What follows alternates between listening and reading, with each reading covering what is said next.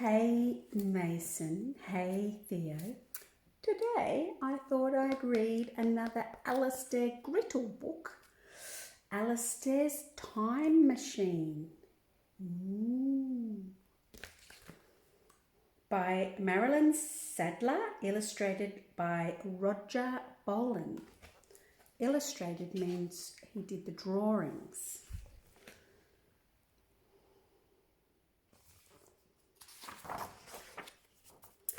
Alistair Grittle was a boy of science.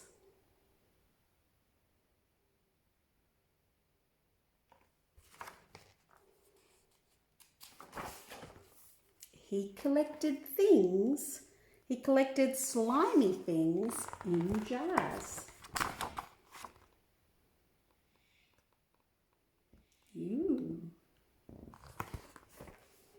There was nothing he enjoyed more than watching cells divide. All the kids are out there playing football and he's in here looking through the microscope. It makes smaller things look bigger.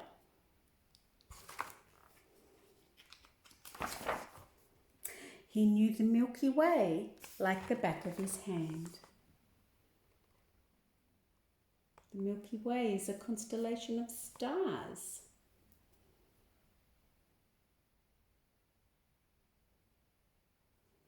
He's a bit clever. So, one day, when Alistair decided to enter the Twickendelly's second annual science competition, everyone was certain he would win. Science competition? Sign up here.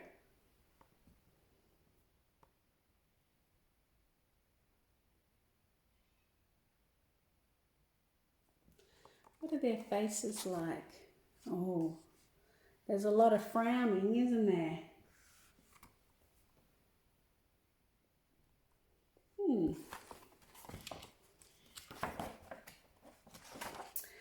Alistair considered many different projects before deciding on a time machine.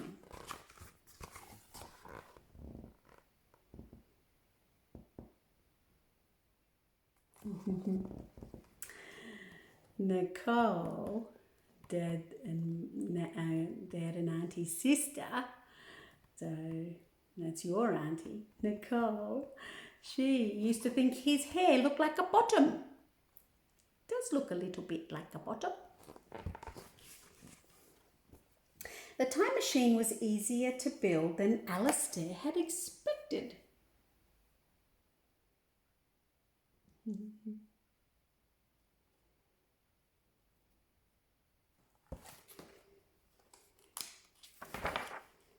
When Alistair finished his time machine, he decided to test it. So he told his mum not to expect him for lunch.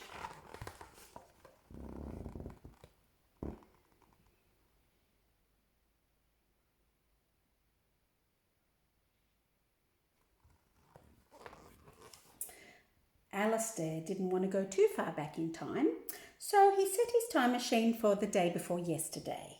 And then he pushed a button. Is there any words on there?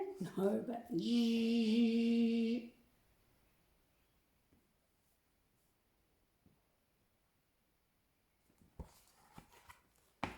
something's happening. His hair's gone. Alistair's time machine did not take him back to the day before yesterday. It took him somewhere farther back in time. Alistair had lunch with some Knights of the Round Table.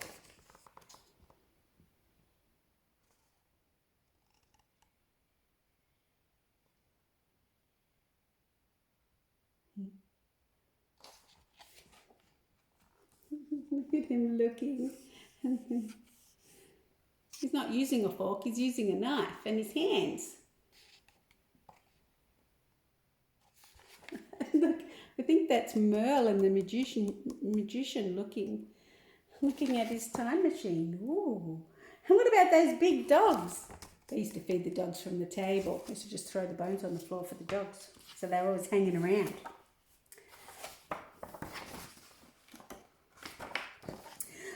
After lunch, Alistair decided to take his time machine home.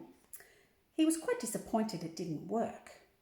Oh, it didn't go back to the day before yesterday. But Alistair's time machine didn't take him back home.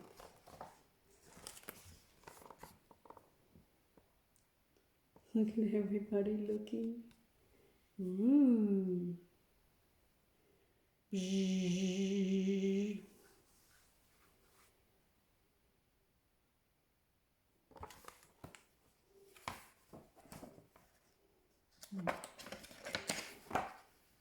It took him to a real royal ball in France.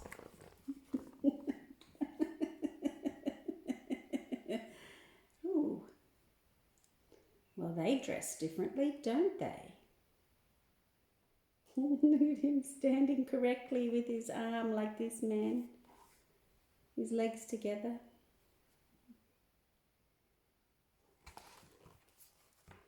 That's funny.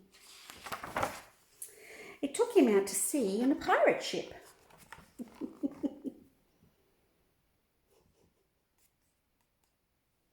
Ooh, ah. What are you doing here then?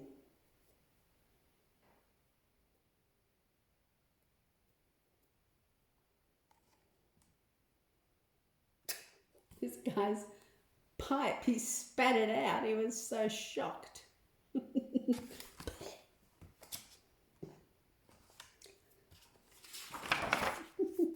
It took him to an arena in Rome. Hey, that's where the gladiators used to fight. And there's the king and queen up here. Stay back.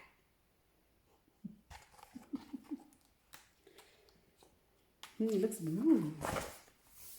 It even took him to a campsite where some cave people were trying to start a fire. Ooh, ooh, There's a little baby. Poof! There's Alistair.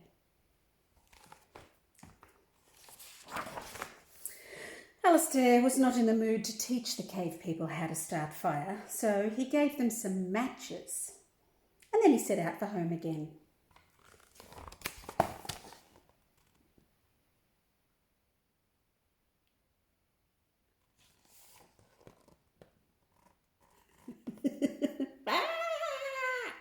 I don't know if that was a good idea.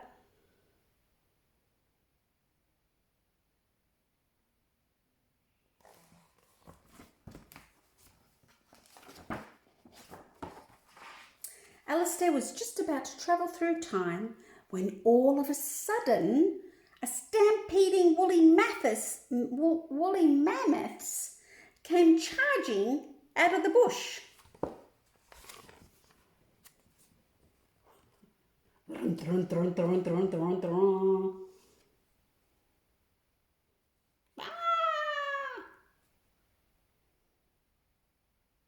So in the dinosaurs, well, I suppose this is cave people, not dinosaurs, but they were like elephants with long hair.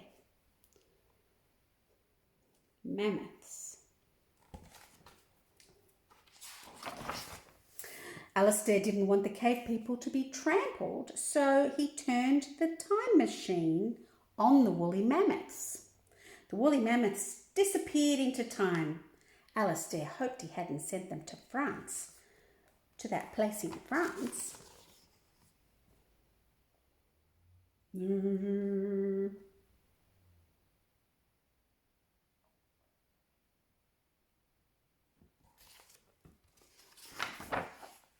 The cave people had never seen anything like it. They asked Alistair to sit for some cave painting.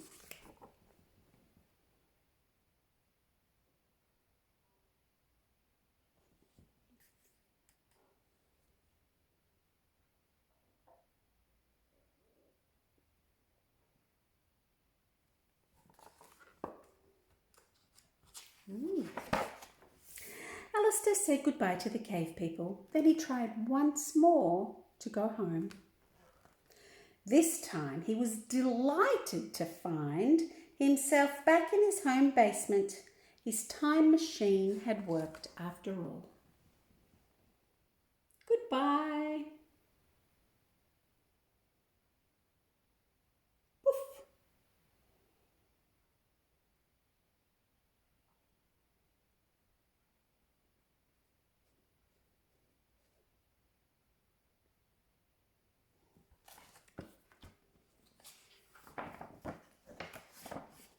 Alistair didn't want to be late for the science competition, so he left straight away. He's a little racer, his little cart, taking it to school. Very independent, isn't he? He does everything by himself. Alistair could tell that the judges liked Hector Dowdy's model of the solar system. All the planets turned around the sun when Hector pushed a button. Ah, ooh. So this must be the sun, and here are the planets going around.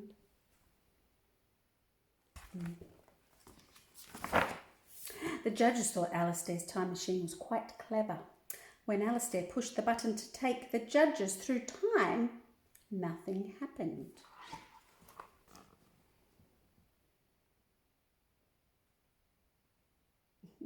Look at them all cramped in there.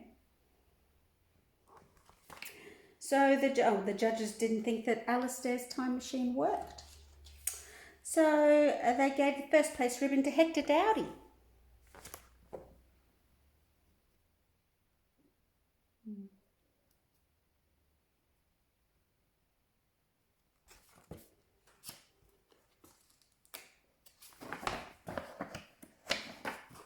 Alistair thanked the judges for the most challenging science competition, and then he left for home. It's important to be a good sport, and even if you don't win, you thank the judges or the other football team or the rugby team for playing. Alistair knew that the time machine worked.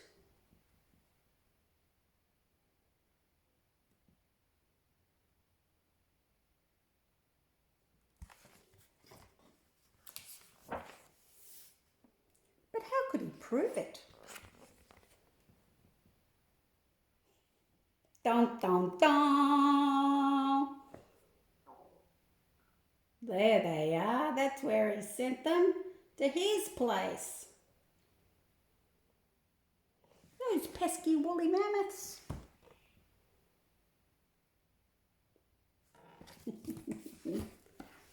I love Alistair Grittle.